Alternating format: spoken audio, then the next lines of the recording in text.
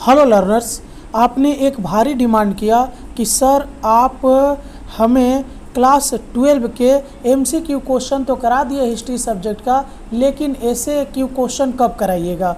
तो मैं आप लोगों के डिमांड पर बिल्कुल एक फ्रेश वीडियो लेकर हाजिर हो चुका हूं और आज के इस वीडियो में मैं 100+ ऐसे क्यू क्वेश्चन को डिस्कस करूंगा जो आपका चैप्टर वाइज भी दिया गया है। तो आज हम लोग 100+ ऐसे क्यू क्वेश्चन को डिस्कस करेंगे। यदि आप वेस्ट बंगाल बोर्ड क्लास 12 के स्टूडेंट है तो ये वीडियो आपके लिए काफ़ी इंपॉर्टेंट है। ओके, तो चलिए बिना वक्त गवाए हुए इस वीडियो को शुरू करते हैं। और हमारा जो पहला क्वेश्चन है, देखिए कि भारत में, ये आपका चैप्टर नंबर 1 से है, अतीत की स्मृति। भारत में एशियाटिक सोसाइटी की स्थापना कब और किसने किया था? तो भारत में एशियाटिक सोसाइटी की स्थापना 1784 ईस्वी में सर विलियम जोन्स ने किया था। अमेरिका की खोज किसने किया था? तो कोलंबस ने। विभिन्न प्रकार के म्यूजियमों के नाम बताओ। तो विश्व भर में पाए जाने वाले भिन्न भिन्न प्रकार के म्यूजियमों में इतिहास म्यूजियम, पुरातात्विक म्यूजियम, कला म्यूजियम तथा समुद्री म्यूजियम आदि उल्लेखनीय है। भारत में सर्वप्रथम म्यूजियम की शुरुआत कब और कहाँ हुई थी? तो 2 फरवरी 1814 ईस्वी को भारत का प्रथम म्यूजियम कोलकाता में स्थापित हुआ था। देखिए, कोलकाता में ही हम लोग रहते हैं, यानी वेस्ट बंगाल बोर्ड में जो भी रहता है, मैं कोलकाता में रहता हूँ और आप वेस्ट बंगाल बोर्ड से पढ़ते हैं, काफ़ी अच्छी बात है। पहला म्यूजियम हमारे कोलकाता में ही बना था। ब्राह्मण ग्रंथों को अरण्यक क्यों कहा जाता है? तो ब्राह्मण ग्रंथों को अरण्यक कहने का कारण यह है कि ये ग्रंथ अरण्य यानी वनों में निवास करने वाले सन्यासियों के मार्गदर्शन के लिए लिखा गया था। म्यूजियम से तुम क्या समझते हो? तो म्यूजियम उस संस्था या भवन को कहा जाता है जहाँ विज्ञान, कला, संस्कृति या इतिहास से संबंधित महत्वपूर्ण कलाकृतियों या दस्तावेजों का संग्रह रखा जाता है। विश्व के 2 पुराने म्यूजियमों का नाम बताओ। तो 2 पुराने म्यूजियमों का नाम है रोम में स्थापित कैपिटोलियन म्यूजियम और 2 नंबर लंदन टावर में स्थापित रॉयल सैन्य म्यूजियम। आधुनिक इतिहास लेखन के मुख्य उपकरण क्या है? तो आधुनिक इतिहास लेखन के मुख्य उपकरण समय, व्यक्ति, स्थान और घटना है। किंवदंती से तुम क्या समझते हो? तो किंवदंती यह एक मौखिक इतिहास है। इसमें दी गई घटनाओं एवं चित्रों को आज भी लोग सही मानकर विश्वास करते हैं। पौराणिक कथा क्या है? मोस्ट इम्पॉर्टेंट क्वेश्चन है। तो ऑक्सफोर्ड डिक्शनरी के अनुसार मिथ को पौराणिक कहानी माना गया है जो विशेष रूप से आदि मानव के इतिहास से संबंधित है। आदि मानव जानते थे ना, जंगलों में रहते थे। 4 वेदों का नाम बताइए। मोस्ट इम्पॉर्टेंट क्वेश्चन आ गया। तो 4 वेदों का नाम है ऋग्वेद, सामवेद, यजुर्वेद और अथर्ववेद। कोलंबस ने अमेरिकन लोगों को इंडियन क्यों कहा? कोलंबस भारत की खोज में निकला था, अतः जब वह अमेरिकी भूभाग के पास पहुंचा तो उसने सोचा कि उसने भारत की खोज कर ली है, अतः उसने वहां के लोगों को इंडियन कहा था। अगर आपको वीडियो अच्छा लग रहा है तो लाइक जरूर कर दीजिए, दोस्तों में शेयर कीजिए। पूंजीवाद क्या है? तो पूंजीवाद एक आर्थिक व्यवस्था है। वित्तीय पूंजी किसे कहते हैं? तो उपनिवेशवाद और साम्राज्यवादी शक्तियों द्वारा व्यापार और उद्योग के द्वारा अर्जित की गर्स पूंजी को वित्तीय पूंजी कहते हैं, जिन्होंने अपने उपनिवेश से शोषण द्वारा अर्जित किया था। सामाजिक डार्विनवाद के प्रवक्ता कौन है? तो सामाजिक डार्विनवाद के प्रवक्ता हार्वर्ड स्पेंसर है। व्यापारिक पूंजी किसे कहते हैं? तो व्यापार के लिए पूंजी लगाई जाती है, उसे व्यापारिक पूंजी कहते हैं। व्यापारिक पूंजीवाद का विकास औद्योगिक क्रांति से बहुत पहले हो चुका था। British east India company Bharat में प्रारंभ में व्यापार के लिए आया था। पूंजी अधिक होने से वे भारतीय व्यापार के स्वामित्व बन गया। J.A. हॉब्सन की पुस्तक का नाम क्या है? तो इनका नाम है साम्राज्यवाद एक अध्ययन। 1612 ईस्वी में अंग्रेजों द्वारा भारत में सर्वप्रथम पहला व्यापारिक केंद्र कहाँ स्थापित किया गया था? तो 1612 ईस्वी में अंग्रेजों द्वारा भारत में सर्वप्रथम पहला व्यापारिक केंद्र गुजरात के सूरत में स्थापित किया गया था। 1612 ईस्वी में भारत में प्रथम अंग्रेजी व्यापारिक सीमा चौकी की स्थापना कहाँ हुई थी? तो अंग्रेजों ने भारत में सर्वप्रथम 1612 ईस्वी में गुजरात के सूरत में अपना पहला व्यापारिक केंद्र स्थापित किया था। गोरों लोगों के भार से क्या तात्पर्य है? तो अंग्रेज कवि रुडयार्ड किपलिंग ने अपनी कविता में लिखा है कि गोरों लोग काले लोगों का भार उठाए, अर्थात गोरे अंग्रेज दुनिया की सभ्य जाति है, वह काले लोगों को सभ्य बनाए। इस कथन का यही अर्थ होता है। किस सदी को साम्राज्यवाद का युग कहा जाता है? तो 16वीं 17वीं शताब्दी को साम्राज्यवाद का युग कहा जाता है। व्यापार और वाणिज्य के उद्देश्य से भारत पहुंचने वाले यूरोपीय देश कौन थे? तो व्यापार और वाणिज्य के उद्देश्य से भारत पहुंचने वाले यूरोपीय देश डच, पुर्तगाली, फ्रांसीसी, अंग्रेज थे। किस व्यवस्था द्वारा जमींदारों को भूमि का अस्थायी स्वामी प्रदान बनाया गया था? तो अस्थायी भूमि व्यवस्था द्वारा। नस्लवाद क्या है और यह किस देश में सबसे अधिक प्रचलित था? तो मनुष्य के शरीर के रंग के आधार पर और जाति के आधार पर मनुष्य से भेद करना रंग भेद या नस्ल भेद है। यह सबसे अधिक दक्षिण अफ्रीका में प्रचलित था। साम्राज्यवाद के प्रति जे.एस. हॉब्सन का मुख्य दृष्टिकोण क्या था? तो जे.एस. हॉब्सन ने 1902 ईस्वी में प्रकाशित अपनी पुस्तक इम्पीरियलिज्म ए स्टडी में कहा है कि मुनाफा कमाने अथवा अतिरिक्त पूंजी को निवेश करने की प्रवृत्ति साम्राज्यवाद की एक प्रेरणा थी। भारत सरकार का बजट आवंटन किस प्रकार व्यय के उद्देश्य से बांटा जाता है? तो भारत में बजट के आवंटन की तैयारी वित्त मंत्रालय और खर्च मंत्रालयों के बीच एक गणनात्मक प्रक्रिया के द्वारा होता है, जिसमें वित्त मंत्रालय खर्च मंत्रालय को दिशा निर्देश देता है और उसके बाद खर्च मंत्रालय योजना के तहत बजट आवंटन के लिए अनुरोध करते हैं। देखिए, उपनिवेशवाद से आप क्या समझते हैं? तो जब किसी देश के लोग दूसरे देश में जाकर बस जाते हैं तो उसे उपनिवेशवाद कहते हैं। उपनिवेशवाद से तात्पर्य एक देश द्वारा दूसरे देश के क्षेत्र पर अधिकार करने से क्षेत्र को अपने साम्राज्य का हिस्सा बनाना है। हॉब्सन लेनिन धारणा से आप क्या समझते हैं? तो जॉन हॉब्सन का कहनाम क्या है कि सन 1902 ईस्वी में जॉन हॉब्सन ने अपनी पुस्तक में साम्राज्यवाद के बारे में अपना मंतव्य प्रकट किया। उन्होंने साम्राज्यवाद को गंदा व्यापार कहा। और लेनिन ने क्या कहा है कि प्रथम विश्व युद्ध के समय 1916 ईस्वी में लेनिन की imperialism the highest stage of capitalism प्रकाशित हुई। लेनिन ने अपनी इस पुस्तक में साम्राज्यवाद के बारे में अपना विचार व्यक्त किया है। मेजी पुनर्स्थापना क्या था? तो प्रथम अफीम युद्ध में चीन की हार के पश्चात भी चीनी जनता चीन की प्रतिष्ठा को पुनः वापस पाना चाहती थी।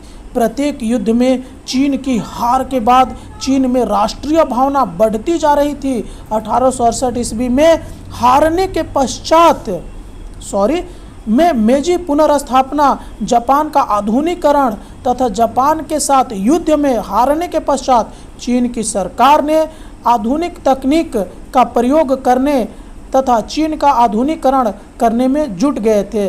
उपनिवेशिक भारत के संदर्भ में धन का निष्कासन से तुम क्या समझते हो? तो धन का निष्कासन दादा भाई नेहरूजी ने सर्वप्रथम धन निष्कासन का सिद्धांत प्रस्तुत किया। उनके अनुसार विभिन्न माध्यमों से भारत के धन का प्रवाह इंग्लैंड की ओर हो रहा था। भारत का धन इंग्लैंड चले जाने से भारत निरंतर गरीब होता चला गया।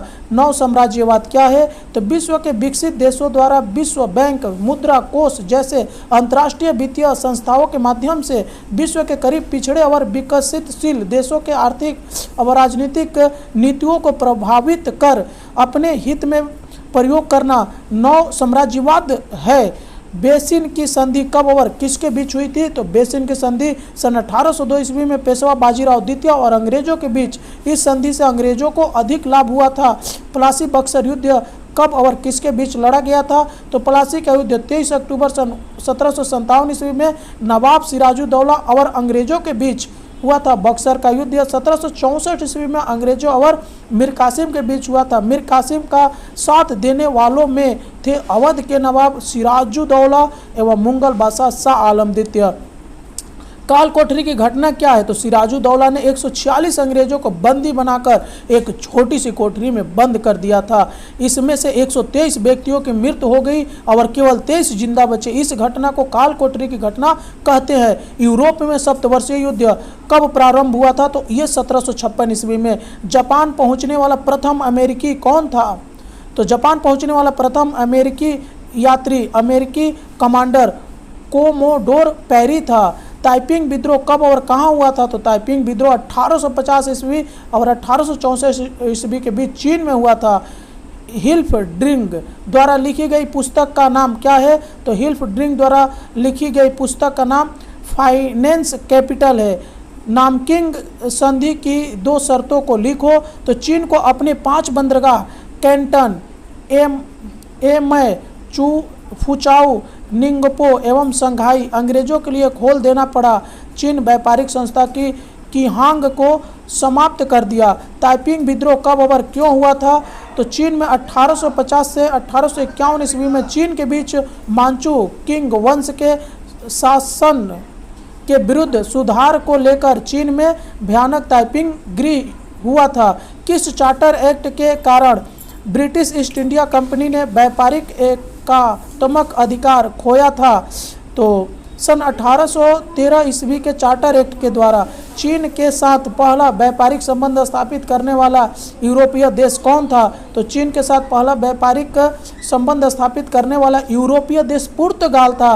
प्लासी की लूट कहने से आप क्या समझते हो? तो प्लासी के युद्ध के बाद ईस्ट इंडिया कंपनी द्वारा भारतीय धन का बेशर्म शोषण को प्लासी की लूट कहते हैं। भारत के संदर्भ में अंतिम चार्टर एक्ट कब पारित हुआ था? तो भारत के संदर्भ में अंतिम चार्टर एक्ट 1853 ईस्वी को पारित हुआ था। किस अधिनियम द्वारा कलकत्ता के सुप्रीम कोर्ट की स्थापना हुई थी?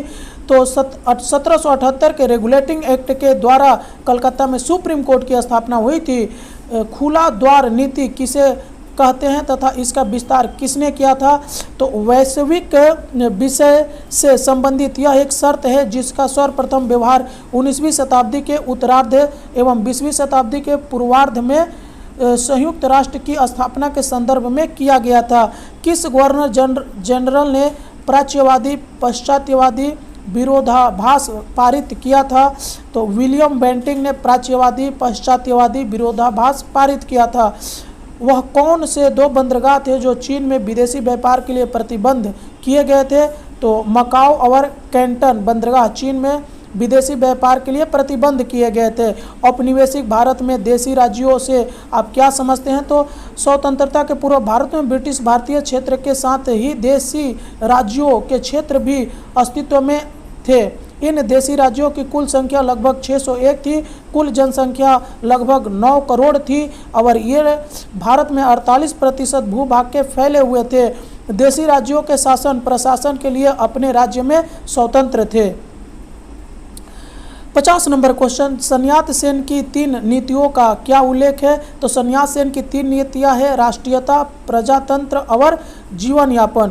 विलोपन नीति क्या है? तो विलोप नीति के अनुसार यदि कोई राजा निसंतान मर जाता है तो उसके राज्य पर कंपनी का अधिकार हो जाएगा। मृत राजा के तक पुत्र के उत्तराधिकार को अमान्य घोषित कर दिया जाएगा। इस नीति का प्रवर्तक लॉर्ड डलहौजी था। वर्नाकुलर प्रेस एक्ट कब पारित हुआ था? तो वर्नाकुलर प्रेस एक्ट सन 1878 ईस्वी में लॉर्ड लीटन द्वारा पारित हुआ था। बक्सर समझौता कब हस्ताक्षरित हुआ था? तो बक्सर समझौता 11 सितंबर 1901 को चीन सरकार और विदेशी शक्तियों के बीच हुआ था। कुओमितांग पार्टी के संस्थापक कौन थे? तो सन्यात सेन थे। गारंटी प्रणाली से तुम क्या समझते हो? तो गारंटी प्रणाली भारत में जो प्राइवेट कंपनियां रेल निर्माण में नियोजित की गई थी। सरकार ने उन्हें उनकी पूंजी पर 5% लाभ की गारंटी दी थी। यद्यपि अफगान युद्ध के कारण सरकार में सन 1882 ईस्वी में लगभग लाभ की रकम 5% से घटाकर 3.5% कर दी गई। इसे ही गारंटी प्रणाली कहते हैं। वेल्थ ऑफ नेशन के लेखक कौन थे? तो वेल्थ ऑफ नेशन के लेखक एडम स्मिथ थे। जॉर्ज वाशिंगटन कौन थे? तो जॉर्ज वाशिंगटन अमेरिका द्वारा सर्वसम्मानित से निर्वाचित अमेरिका के प्रथम राष्ट्रपति थे, जो सन 1789 यानी 89 से लेकर अगले 8 वर्षों तक सकुशल शासन संचालन किया। टीपू सुल्तान कौन था? तो टीपू सुल्तान मैसूर का शासन था। जेम्स मिल कौन था? तो James mill history of British India का लेखक था। मैकाले कौन था? तो लॉर्ड मैकाले गवर्नर जनरल की काउंसिल में एक कानूनी सदस्य थे, जिसने 2 फरवरी 1835 को काउंसिल के समक्ष अपना विवरण पत्र प्रस्तुत कर प्राच्यवादी शिक्षा का खंडन कर अंग्रेजी माध्यम द्वारा पाश्चात्य शिक्षा का समर्थन किया था। कोहांग क्या है? तो कोहांग चीन के व्यापारियों का एक संगठन था, जिसका निर्माण चीन के मंचू सरकार के आदेश से हुआ था। विदेशी व्यापारियों को चीन में व्यवसाय करने के लिए कोहांग संपर्क करना पड़ता था। विलोपन नीति का प्रयोग कर डलहौजी ने किन राज्यों को साम्राज्य में मिला लिया था? तो लॉर्ड डलहौजी ने गोद निषेध के नीति के आधार पर सतारा, जैतपुर, संबलपुर, नागपुर, उदयपुर तथा झांसी जैसे भारतीय राज्यों को कंपनी राज्य में मिला लिया था। द्वितीय अफीम युद्ध कब और किसके बीच हुआ था? तो द्वितीय अफीम युद्ध 1856 में चीन और पश्चिमी राज्यों के साथ हुई थी। चांद साहब कौन थे? तो चांद साहब कर्नाटक के नवाब का दामाद था और उसे हराकर स्वयं वहां का शासन बनना चाहता था। मैसूर का प्रथम, द्वितीय, तृतीय, चतुर्थ युद्ध कब और किसके बीच हुआ था? तो यह आपका आंसर दिया हुआ कि प्रथम एंग्लो मैसूर युद्ध 1767 में हुआ था एवं उस समय हैदर अली शासन था। इस युद्ध में हैदर अली विजय हुआ था। द्वितीय एंग्लो मैसूर युद्ध 1780 ईस्वी में हुआ था एवं इस युद्ध में अंग्रेजों की जीत हुई थी। तृतीय एंग्लो मैसूर युद्ध 1790 ईस्वी में हुआ था एवं इस युद्ध में अंग्रेजों की जीत हुई थी। चतुर्थ एंग्लो मैसूर युद्ध 1798 ईस्वी में हुआ था। इस युद्ध में टीपू सुल्तान मारा गया और मैसूर राज्य के समस्त क्षेत्र पर अंग्रेजों का आधिपत्य हो गया। मंगलोर और सेरिंगपट्टम की संधि कब और किसके बीच हुई थी? तो मंगलोर की ट्रीटी 1784 टीपू सुल्तान और अंग्रेजों के बीच और श्रीरंगपट्टम की संधि 1792 ईस्वी में टीपू सुल्तान और अंग्रेजों के बीच हुई थी। सलबाई की संधि कब और किसके बीच हुई थी? तो सलबाई की संधि अंग्रेजों और मराठों के बीच हुई थी 1782 ईस्वी में। मराठों तथा प्रथम और द्वितीय युद्ध कब और किसके बीच हुआ था? तो मराठों का प्रथम युद्ध अंग्रेजों के साथ 1775 ईस्वी में हुई और दूसरा युद्ध भी अंग्रेजों के साथ सन 1803 ईस्वी में हुआ था। अस्थायी बंदोबस्त किसने और कब चलाया था? तो 1793 ईस्वी में कार्नवालिस ने जो भूमि व्यवस्था लागू किया था वह अस्थायी बंदोबस्त कहलाता है। भारत में प्रथम लौह इस्पात का कारखाना कब स्थापित किया गया था? तो भारत में प्रथम लौह इस्पात का कारखाना जोसिया मार्शल हित द्वारा 1820 ईस्वी में मद्रास में हुआ था। चियांग काई शेक कौन था? तो चियांग काई शेक कुओमितांग सेना का अध्यक्ष तथा नानकिंग सरकार का सर्वा था। दीवानी से तुम क्या समझते हो? तो 1764 ईस्वी में मुगल शासक शाह आलम द्वितीय ईस्ट इंडिया कंपनी को बंगाल, बिहार एवं उड़ीसा में व्यापार करने का जो अधिकार दिया था उसे ही दीवानी कहा गया है। रैयतबाड़ी व्यवस्था क्या थी? तो रैयतबाड़ी व्यवस्था अंग्रेजों द्वारा लागू की गई एक भूमि सुधार व्यवस्था थी, जिसे सर थॉमस मुनरो ने मद्रास एवं बम्बई में चलाया था। शोगुन कौन थे? तो जापान के प्रसिद्ध सामंतों को शोगुन कहा जाता है। कर्नाटक प्रथम, द्वितीय और तृतीय युद्ध किसके बीच लड़ा गया था? तो 1774 ईस्वी में फ्रांसीसी और अंग्रेजों के बीच प्रथम कर्नाटक युद्ध और 1749 ईस्वी में फ्रांसीसी और अंग्रेजों के बीच द्वितीय कर्नाटक युद्ध हुआ था। कुंज चान तांग की स्थापना कब हुई थी? तो पेकिंग के राष्ट्रीय विश्वविद्यालय के कुछ प्राध्यापकों और छात्रों ने तथा उसी कॉलेज के पुस्तकालय के कर्मचारी ने माओ त्से तुंग ने 1919 में कुंग चांग तांग की स्थापना की थी। गोमास्ता कौन कहे जाते हैं? तो ईस्ट इंडिया कंपनी के भारतीय एजेंटों को गोमास्ता कहा जाता है। प्रथम जूट मिल की स्थापना कब और कहाँ हुई थी? तो जॉर्ज ऑकलैंड ने प्रथम जूट मिल की स्थापना रिष्णा में 1855 ईस्वी में किया था। मॉन्टेग्यू कौन था? तो मॉन्टेग्यू ब्रिटिश सरकार का सेक्रेटरी ऑफ स्टेट था। द इंडियन मुसलमान के लेखक कौन है? तो द इंडियन मुसलमान के लेखक W हंटर थे। 100 दिन सुधार क्या था?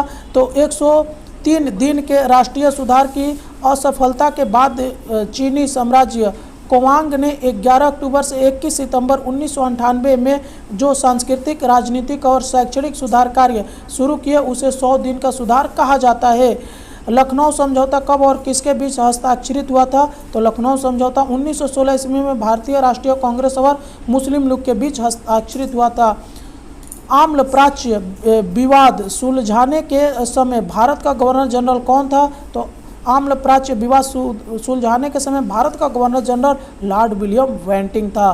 पोप अलेक्जेंडर 6 द्वारा पापल बुल का निर्देश क्या था? तो 1943 ईस्वी में कैथोलिक चर्च की पोप अलेक्जेंडर 6 ने फर्डिनेक और ईसाविला के विवाद को दूर करने के लिए जो निर्देश दिया था उसे ही पापल बुल निर्देश कहा गया है।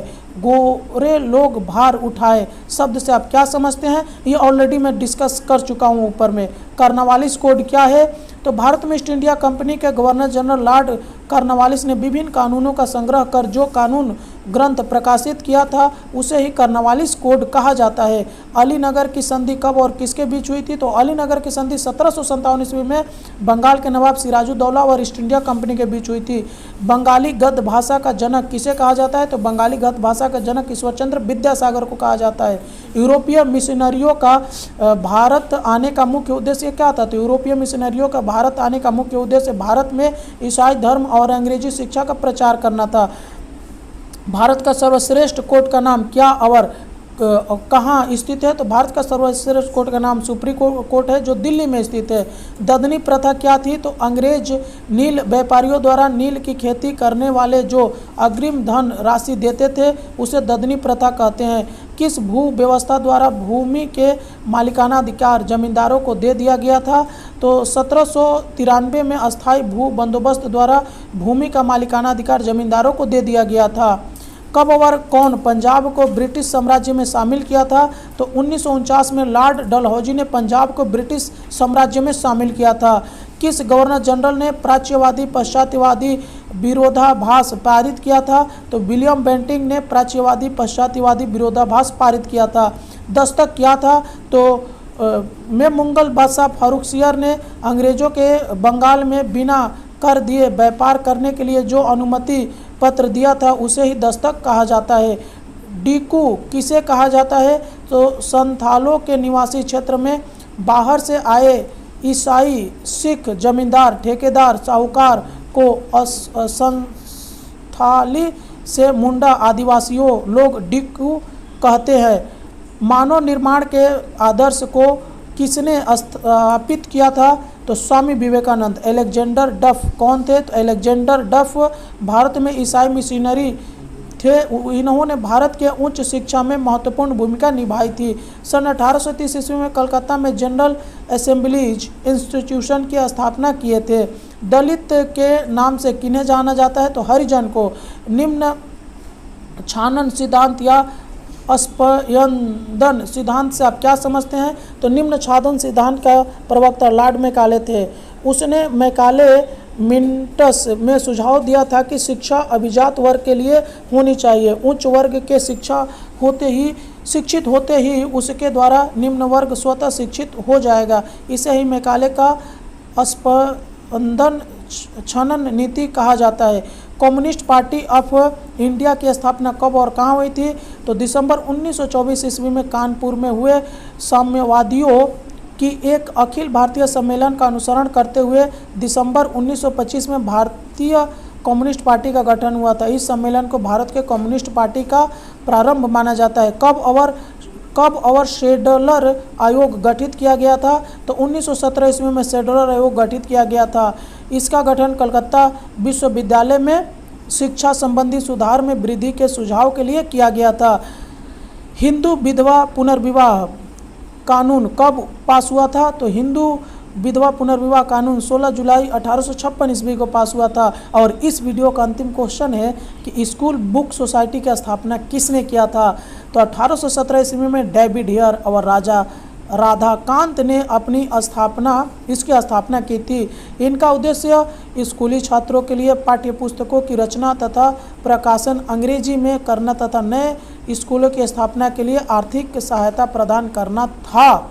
और इस वीडियो में बस इतना ही। मिलते हैं किसी और वीडियो में, तब तक के लिए जय हिंद।